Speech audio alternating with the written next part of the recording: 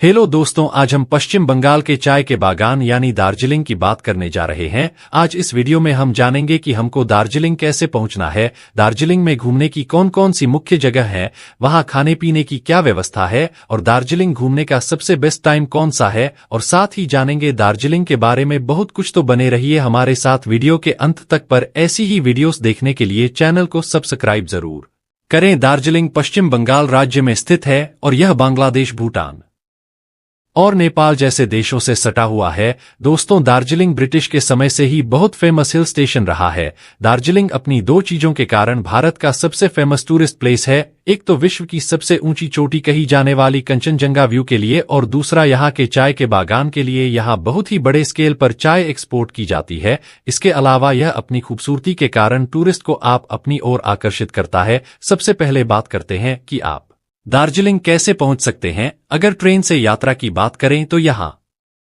का nearest railway station new Jalpaiguri है। इस जंक्शन पर उत्तर पूर्वी राज्यों के से आने वाली ज्यादातर ट्रेनें रुकती हैं। यहाँ से दार्जिलिंग की दूरी लगभग 75 किलोमीटर है। रेलवे स्टेशन से शेयरिंग टैक्सी करके आप 2 से 3 घंटे में दार्जिलिंग पहुंच सकते हैं। शेयरिंग टैक्सी में आपको 400 से 500 रुपए चार्ज लगेगा। सबसे सस्ते विकल्प के लिए आपको रेलवे स्टेशन से 3 किलोमीटर दूर सिलीगुड़ी बस स्टैंड जाना है। फिर वहां से बस पकड़कर आप दार्जिलिंग पहुंच सकते हैं। बस का किराया लगभग 100 से 150 रुपए है। सड़क मार्ग के रास्ते दार्जिलिंग पहुंचने के लिए आपको सिलीगुड़ी के रास्ते दार्जिलिंग पहुंचना होगा। सिलीगुड़ी तक पहुंचने के लिए भारत के कई बड़े राज्यों से सीधी बस सेवा उपलब्ध है। सिलीगुड़ी से आगे आप शेयरिंग कैब, टैक्सी या फिर बस के द्वारा दार्जिलिंग पहुंच सकते हैं। बात करें हवाई जहाज, एक तो दार्जिलिंग का सबसे निकटतम एयरपोर्ट बागडोगरा एयरपोर्ट है।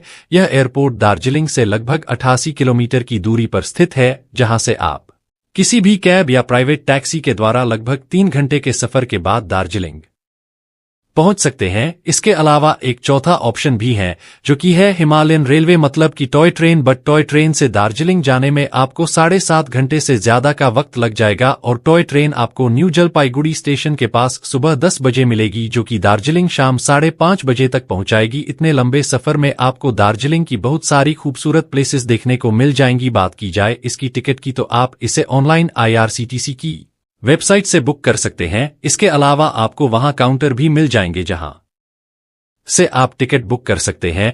बट मोस्टली यह ट्रेन फुल रहती है, तो आपको काउंटर टिकट मिले के चांसेस बहुत कम है। अगर आपको सिलीगुड़ी से दार्जिलिंग के टिकट नहीं मिलती है तो आप घूम मोनेस्ट्री के स्टेशन दार्जिलिंग तक की टॉय ट्रेन की राइड ले सकते हैं। और यह ट्रेन रास्ते में कई फेमस जगह पर भी रुकती है, तो ट्रेन में बैठे बैठे ट्रेन राइड के साथ साथ खूबसूरत जगह का भी आनंद ले सकते हैं। दोस्तों, दार्जिलिंग पहुंचने के बाद सबसे पहले आपको होटल देखना तो यहां पर हम आपको बता दें कि आपको दार्जिलिंग में लो बजट से लेकर हाई बजट तक के होटल आराम से मिल जाएंगे। तो आप अपने आवश्यकता और बजट के अनुसार अपना होटल का चुनाव कर सकते हैं। और बात करें रूम की कॉस्ट की, तो यहाँ 650 रुपए से शुरू होकर आपको 4000 रुपए तक की होटल आराम से मिल जाएंगे। लेकिन दोस्तों, एक चीज का आपको विशेष ध्यान रखना है कि आपको अपना होटल माल रोड या फिर गांधी चौक पर ही लेना है, क्योंकि यहाँ पर आपको बहुत सारे होटल्स के ऑप्शन तो मिल ही जाएंगे, साथ ही साथ आपको यहाँ ट्रांसपोर्ट और खाने पीने की भी फैसिलिटी मिल जाएगी। दोस्तों, बात करें यहाँ पर खाने पीने की, तो यहाँ खाने पीने की कोई समस्या नहीं है, क्योंकि आपको यहाँ वेज और नॉन वेज हर तरह का खाना मिल जाएगा। और बात करें यहाँ के लोकल फूड की, तो दोस्तों यहाँ लोकल फूड में आपको यहाँ के रेस्टोरेंट्स और होटल्स में पश्चिम बंगाल का स्थानीय भोजन आपको मिल जाएगा। इसके अलावा देसी से लेकर विदेशी और फास्ट फूड खाना भी आप अपनी मेन्यू में रख सकते हैं।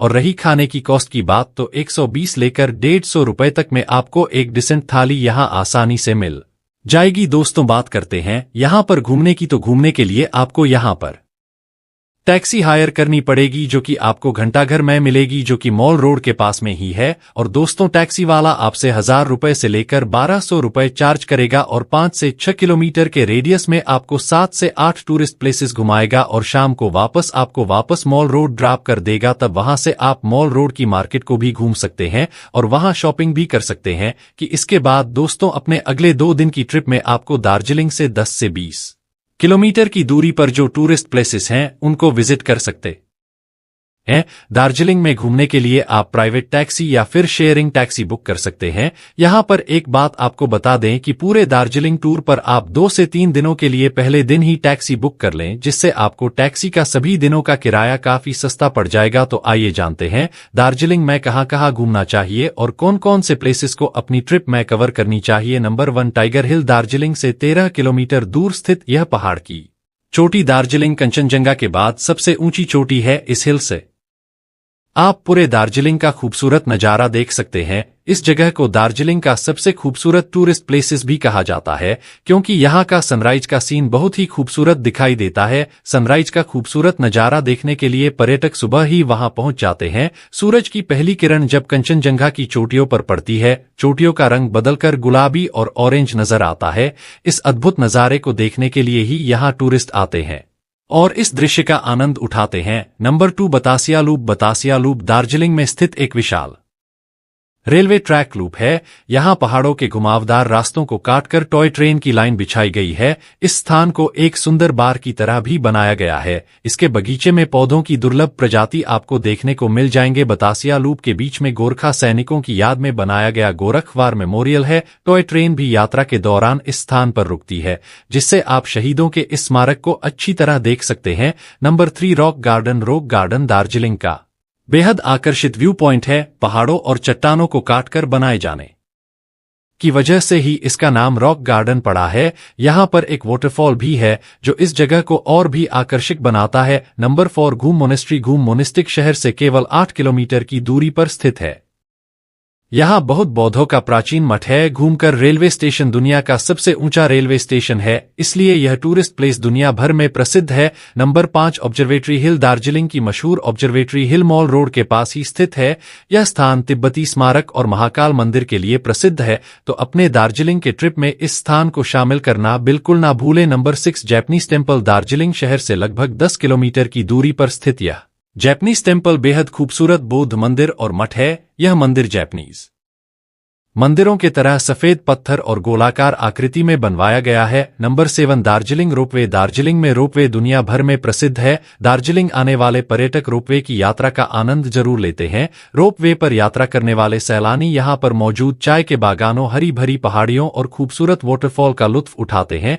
नंबर 8 है पीटी वैली। दार्जिलिंग आए और चाय के बागान नहीं देखा तो कुछ नहीं देखा। दार्जिलिंग अपनी स्वादिष्ट चाय के लिए दुनिया भर में प्रसिद्ध है। इनमें सबसे प्रसिद्ध चाय बागान है पीटी वैली है। दार्जिलिंग के लगभग 80% हिस्से पर चाय की खेती होती है। यहाँ पर लोकल गाइड भी मौजूद हैं जो यहाँ आने वाले टूरिस्ट को जानकारी प्रदान करते हैं। इन सबके अलावा दार्जिलिंग में और भी बहुत सी फेमस टूरिस्ट प्लेसेस जहाँ आप घूम सकते हैं, जैसे mall road, Singalila national park, Teesta और Rangeet river rafting, Darjeeling wildlife zoological park, Nightingale park और विक्टोरिया वाटरफॉल आदि। अब जानते हैं दार्जिलिंग जाने का बेस्ट टाइम कौन सा है। दार्जिलिंग घूमने का सबसे अच्छा समय अप्रैल से जून के महीने के बीच होता है। इस दौरान जब देश के अन्य भागों में खूब गर्मी पड़ती है, तब दार्जिलिंग का तापमान 14 से 18 डिग्री सेल्सियस के बीच होता है। इस दौरान यहाँ भारी संख्या में पर्यटक आते हैं, लेकिन यदि आप और भी ज्यादा ठंड का लुत्फ उठाना चाहते हैं तो नवंबर से दिसंबर के बीच यहाँ आ सकते हैं।